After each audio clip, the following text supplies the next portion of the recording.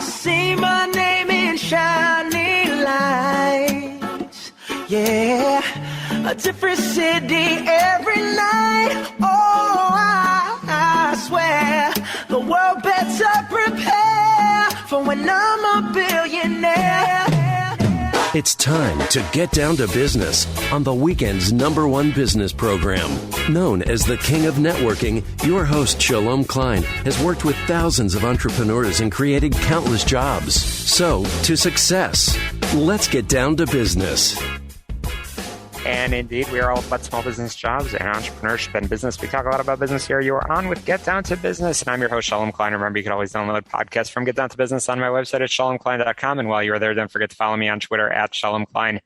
It's going to be a jam-packed week of content and information you will not want to miss, so let's jump right into it with our first guest, who has been featured on the Today Show, ABC, Beyond the Business Radio Show, and CEO World. Dr. Troy Hall is an award-winning culture strategist, radio show host, speaker, author, and talent retention expert. And really on that last title, I'm really excited to dig in to talk a little bit of some of the best practices. So Troy Hall, welcome to the program. Well, thank you very much. I appreciate being here. Absolutely. I love to get to know the person behind the microphone. I know that you have more than 40 years of practical leadership experience and a PhD in global leadership and entrepreneurship. But how did you get started? How do you discover your passion in business entrepreneurship, but in talent retention? Well, I have a PhD in global leadership and entrepreneurship, and my dissertation was in group dynamics with an emphasis on cohesion. And as I looked into the marketplace to decide or to see how I might be able to leverage that information for businesses, I saw that there was a tremendous absence in talent retention. There's a lot of emphasis on talent acquisition and possibly onboarding, maybe some training, but really that topic was missing. And so it just really called to me and said, my goal here is to help leaders be successful, to motivate, influence, and enable them to be successful in the things that they want to do. So now today I work with leaders and I guide them to create cohesion cultures, which are places where individuals feel a sense of belonging, have value, and shared mutual commitments. And cohesion culture is a term that I know anybody that learns anything about you, and I hope that they will get on your website, of course, which we'll send people to. You'll see a lot about that cohesion culture. And you give companies, business owners the opportunity to take a quiz to determine if their organization is on the right path. But I love a quote that you share regularly. You don't have to know everything. You just need to be teachable. So tell us some of the examples of some of the organizations that you've been privileged to work with, and maybe both the good, that's easier to talk about, but some of the more challenging examples that you've had the opportunity to dig into. Well, first of all, I look at teachability because it is it's what I consider to be the first of the attributes of an effective leader. And it follows with 6 others. They all work in tandem, but we'll just talk about teachability since that's what you asked me for. And really, teachability is the opportunity for individuals to have an open mind. If we think today about the conversations happening through our social network, we understand that being more sensitive and not being tone deaf to what's happening requires us to be teachable. We have to pay attention to the information. We have to be available to interpret new information. So one of the things that I will share with you a little bit about teachability is more about myself than so much really the clients that I work with, because I'll be the best teacher for you on that. And that is, in being teachable, what I work with leaders is to make sure that they understand the difference between cultural superiority and cultural relativism. So when you're culturally superior, it means that you judge everything that you see through the lens of the way your culture was established. When you have a lens of cultural relativity, it means that you will begin to discover the origin and the perspective and the context of which certain rituals and traditions within different cultures will happen. I had the opportunity to teach at De La Salle University in Manila on a leadership program. And during that session, I asked the students who were just about ready to enter their next level of education if they thought they were a leader. I said, if you think you're a leader, raise your hand. And literally, it was crickets. No one raised their hand. Now, at that moment, I had an opportunity where I could have taken my Western mindset and said, I should have told you, you are all leaders. You should raise your hand. You should do that. But instead, I began to ask them additional questions, and I had one after another speak up and tell me that in their culture, they do not claim a title of authority or a title of recognition until they have completed information, until they feel that they have met the requirements. So for them, although they understood they were a leader as a work in progress, they weren't comfortable in actually declaring themselves to be a leader.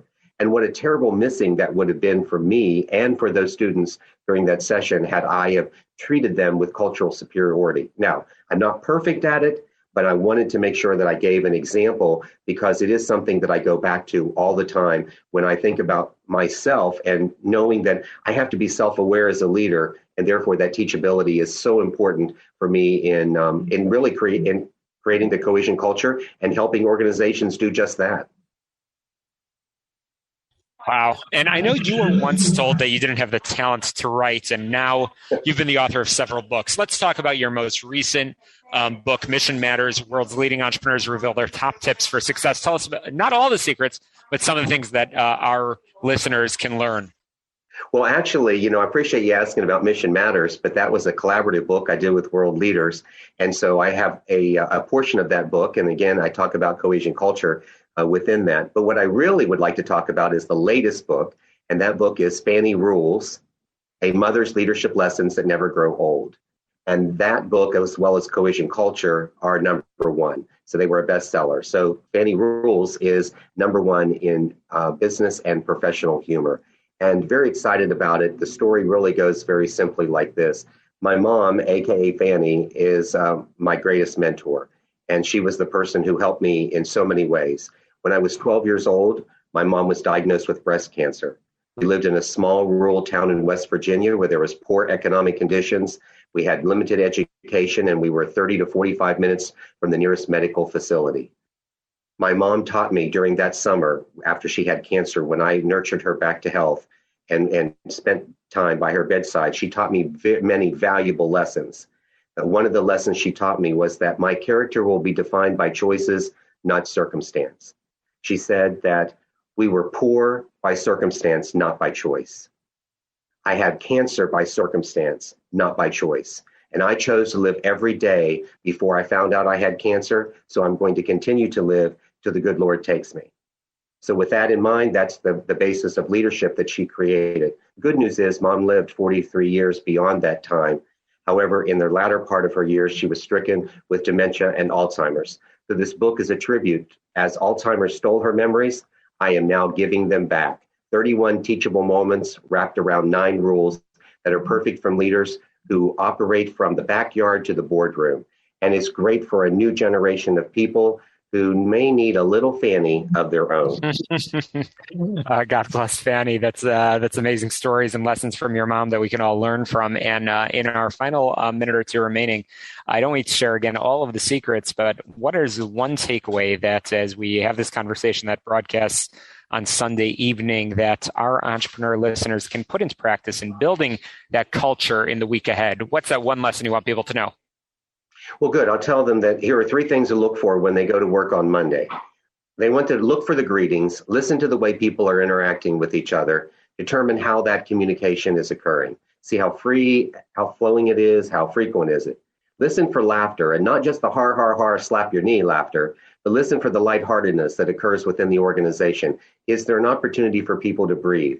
Do they feel a sense of stress, or are they more calm? Because how people will interact themselves in regards to their humor will make a big difference. Lastly, see if there are acknowledgments, affirmations, fist bumps, high fives, any of those types of things that allow people to feel like they're actually included. Because the point of a cohesion culture is to create a safe workspace where people have a sense of belonging, are valued, and share in mutual commitments. That is awesome advice, and I know folks can pick up a copy of Fanny Rules, and I want to make sure people know how they can purchase that and get in touch with you. What's the best way for people to get in touch? Well, the best way is to find me in social media at Dr. Troy Hall. My friends affectionately call me Dr. Troy, so you'll find me at Dr. Troy Hall and also at drtroyhall.com. And the good news about the Fanny Rules as well as Cohesion Culture, they're both available on Amazon and they're available through Audible. And the proceeds of my proceeds of Fanny Rules is benefiting the Alzheimer's Association. So Fanny is not only the star of the book, but the Alzheimer's is the recipient of all of the great work that people will do to buy or promote the book. That is fantastic. Dr. Troy Hall, thank you so much for joining us. drtroyhall.com, drtroyhall.com. Again, the author of the best-selling book, Cohesion Culture, Mission Matters, and of course, Fanny Rules. Get on my website, shalomklein.com. That's where you can download podcasts from the past 8+ years of shows, all about small business, jobs, and entrepreneurship.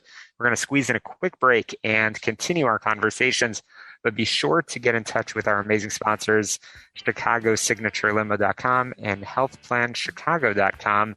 Again, a quick break, and we'll continue our conversations. And be sure to subscribe, rate, review, and share on Get Down to Business on your favorite podcast apps. We will be right back. Don't touch that dial.